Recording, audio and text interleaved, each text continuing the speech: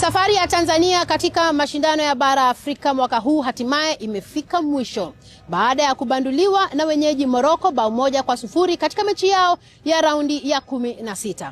Licha ya matokeo hayo, Tanzania imeandikisha historia katika mashindano haya. Walifika katika mkondo wa mtoano kwa mara ya kwanza kabisa, na licha ya kuorodheshwa zaidi ya nafasi 100 chini ya Morocco, waliweza kujizatiti katika mechi hiyo na kufungwa bao 1 pekee.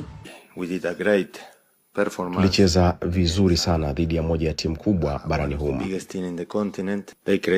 Walipata nafasi 2 za wazi za kufunga, nasi pia tulitengeneza nafasi 2 za wazi.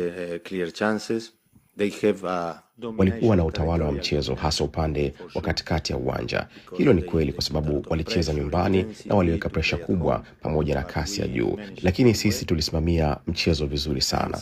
Sina furaha sana na baadhi ya maamuzi ya refa, lakini